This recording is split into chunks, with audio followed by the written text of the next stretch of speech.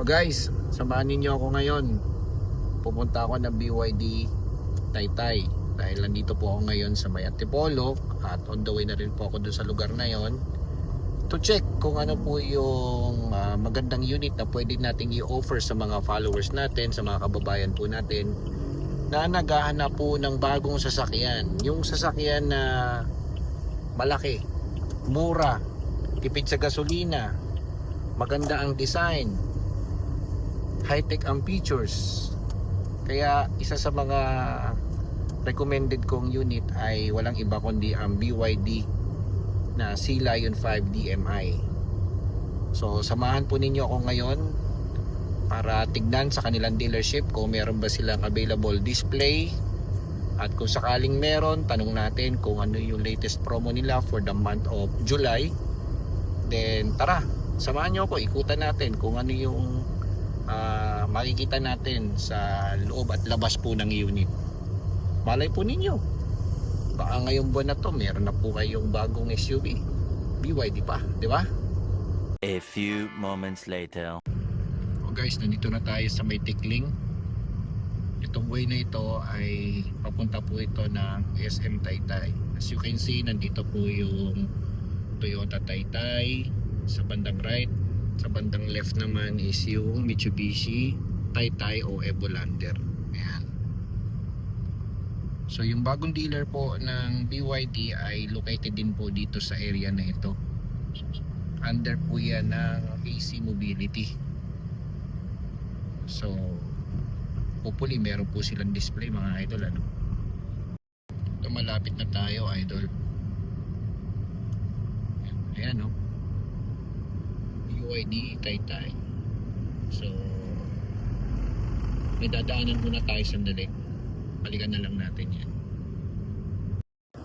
Sakto mga ka-idol, may display sila dito ng 2026 BYD Sea Lion 5 DMI. Wow po.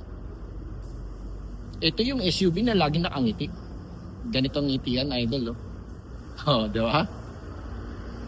Anyways, since nandito na rin naman tayo sa loob ng BYD Taytay, at kung kayo po ay malapit dito sa area, Cainta, Angono, Binangonan o Antipolo, I invite you to visit BYD Taytay mga ka-idol dahil kumpleto ang kanilang unit display dito. Makakapili po kayo kung anong klaseng BYD ang porsyonada po ninyo according to your budget.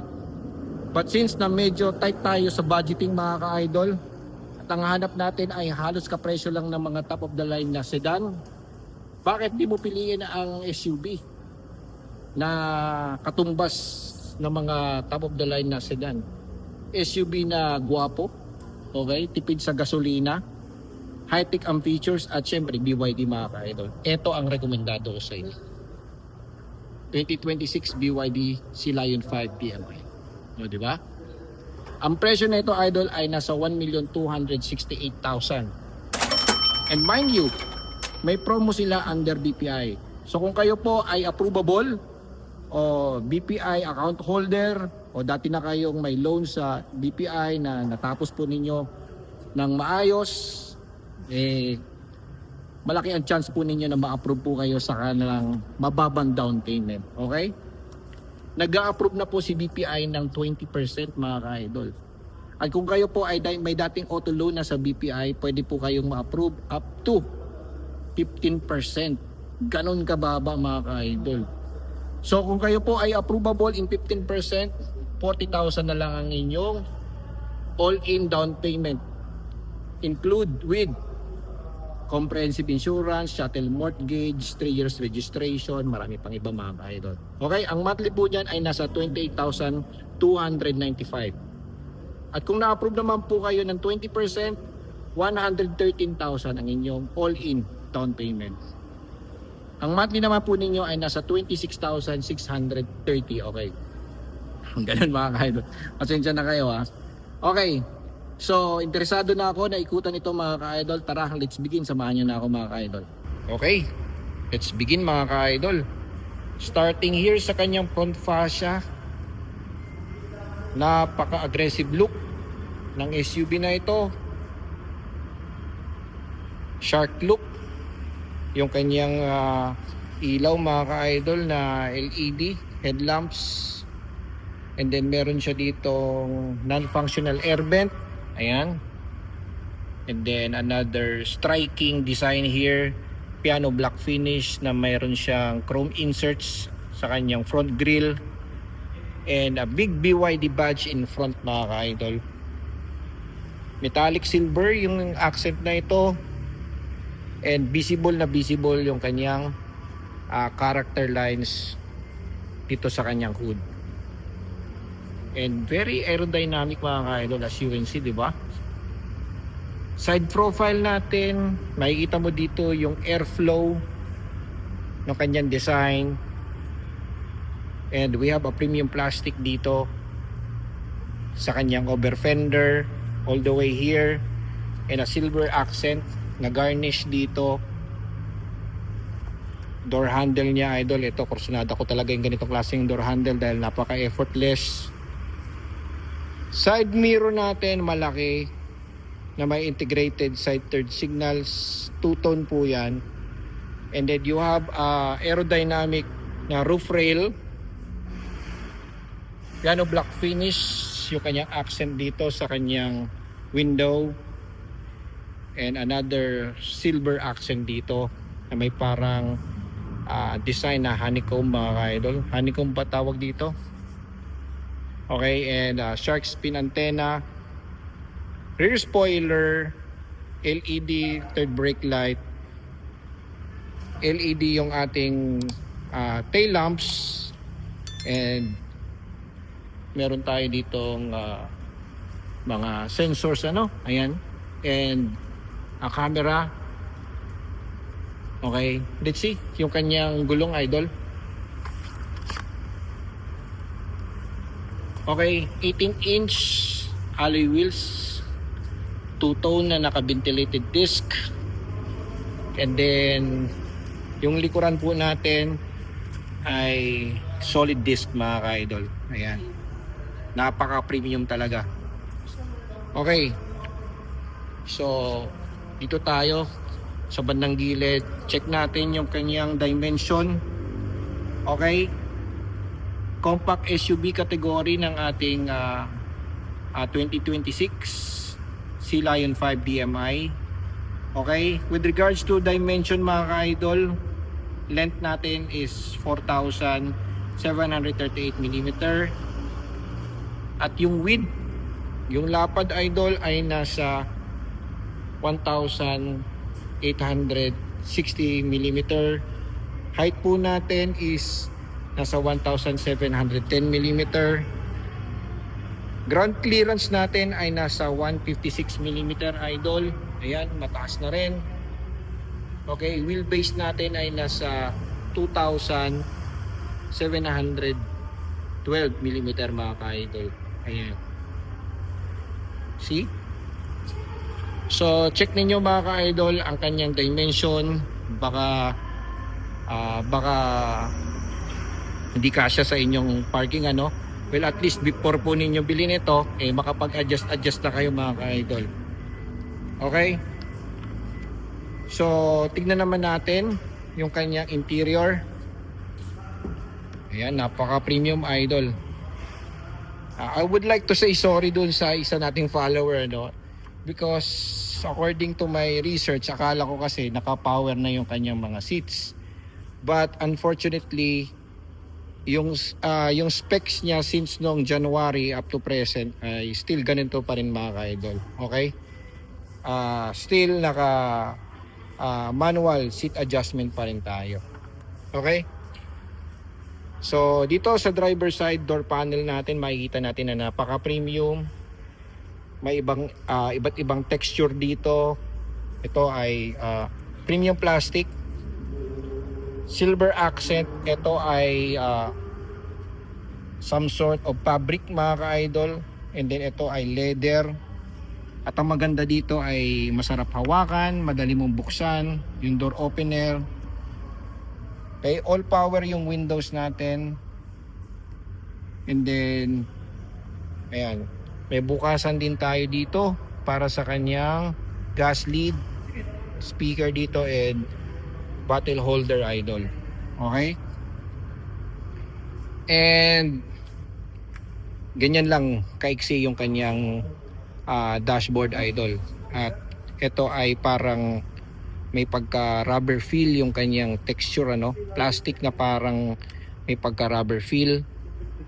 And then narito yung ibang accent, piano black accent dito, tapos ito yung air vent para sa aircon niya. Continuation yan, idol, oh. Napaka uniform talaga, ano. At narito yung kanyang steering wheel, D-shape 3-spoke na steering wheel. Napaka premium, idol. Okay, yan, tignan nyo, idol, oh. Okay, so yung unit natin ay 5 seating capacity. Pakita ko sa inyo yung bandang likuran.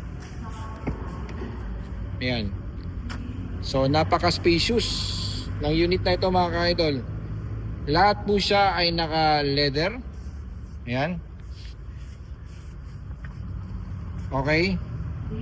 At syempre naka push start engine na rin ito, mga ka-idol. 10.1 inch yung kanyang touchscreen infotainment. Syempre equipped na rin ito ng wireless Apple CarPlay and Android Auto. Digital yung ating instrument cluster. And then dual zone automatic climate control, mga ka-idol, with multiple USB. Ayan, may mga USB tayo dito, mga ka-idol. Ayan. Okay. At pagdating naman sa kanyang luggage space or boot space, mga ka-idol, ayan. So ganyan kalaki yung kanyang boot space. 520 liters luggage compartment. Napakalaki na nito, mga ka-idol. Siguro kaya na nito magkasya ng mga 4 na sakong bigas. Kung i-fold mo naman, nasa 1,339 liters. Folded yun, mga ka-idol, ha? Okay? Sa ibang bansa, available din po yung mga sunroof, no? Or moonroof. But here in our country, hindi po yun available, mga ka-idol. Maybe sa ibang country, available yung sunroof, moonroof, and power seats. But dito sa atin, parang medyo, dahil sa price, mga ka-idol, ano, hindi lahat binibigay ng BYD. Okay? So narito yung kanyang mga para sa kanyang sa kanyang tire inflator. Okay? Ito yung para sa charging natin. Ayan yung cord, mga ka-idol, oh. At meron pa kayong reflective vest, mga ka-idol. Saan ka makakita ng ganito? Di ba? Tapos standard na rin yung EWD. Okay? And manual yung ating yung ating lift gate, mga ka-idol. Okay. Then with regards to safety features, mga ka-idol, marami itong safety features kagaya ng 6 airbags. Siyempre airbag dito, airbag doon, airbag din dito, may curtain airbag tayo, side airbag meron din yan, mga ka-idol. At napaka-sporty nung kanyang upuan, ha. Okay? And then according to the data, mga ka-idol, equip ito ng high strength body structure ang ating BYD Sea Lion 5. Okay? At syempre, hindi lang yun, mga ka-idol, hindi lang ito equipped with safety features, but also pagdating din sa kanya mga braking system with ABS. Equipped na rin ito ng ABS, mga ka-idol. EVD, equipped na rin ito, mga ka-idol. So there's nothing to worry kung i-drive mo ito, mga ka-idol, dahil for the price itself, kumpleto ka na, mga ka-idol. Okay? EVD, electronic stability control, traction control, hill start assist, hill descent, tire pressure monitoring, emergency stop signal, mga ka-idol. Ayan, no? Di ko nagagalawin, mga ka-idol, dahil napaka-brand yun ng unit natin, ano. Okay, with regards to security system, naka-engine mobilizer ito, mga ka-idol, anti-theft alarm, and with speed sensing mga ka-idol. Okay? Pakita ko sa inyo how it looks pag ako ay nakaupo na mga ka-idol. Ayan. Ito po yung kanyang legroom. Naka full. Ayan mga ka-idol, oh. And yung seats natin, taas natin, idol, taas din. Napaka premium talaga, idol, oh. Napaka premium ng unit natin. Okay. Ayan, oh. Gwapo talaga, idol. And black yung kanyang yung kanyang ceiling. Tapos malambot, idol. At narito yung kanyang center. Makikita po ninyo dito. Nasaan ba yung push start niya, idol? Push start engine. Ito, push start engine. Ayan. Kita ko na sa gitna eh. Oh. Maliit lang kasi eh. Ayan, oh. Push start engine, hazard. Ito yung mga safety features niya. Iba dito. Ayan. Marami pang iba, idol. Electronic parking. At ganito lang kaliit yung kanyang shift knob. Ayan. And ito naman ay cup holder. Okay. NFC. And ano to? Para sa wireless charging. Ayan. Malaki din yung kanyang glove compartment, idol. Okay. I'm wondering mga ka-idol kung ilang speakers meron nito. Check na natin. 1, 2, 4 na dito. Batalikuran. I think 6. 8. 8 speakers mga ka-idol. Ayan. And yung legroom niya rito. Ayan. Ganyan ka spacious. Imagine niyo yung mga ka-idol, sinagad ko na yan dito sa harapan. Ito pa rin yung space natin dito sa likuran. So napaka spacious. And meron tayo dito center armrest. Hindi ko nabubuksan dahil nakabalot pa, idol. Spacious. Okay. Then check naman natin yung kanyang makina, idol. Okay, wait lang. Kasi natin dito makina.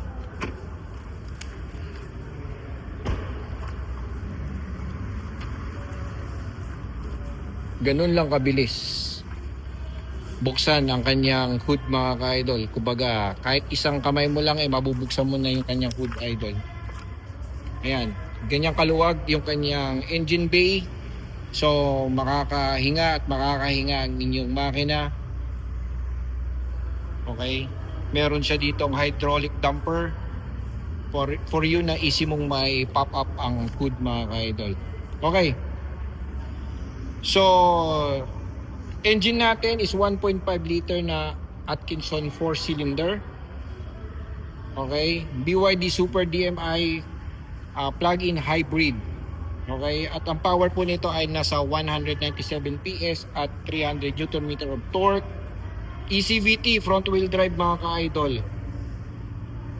And then battery wise, 12.6 kilowatt NADC blade battery.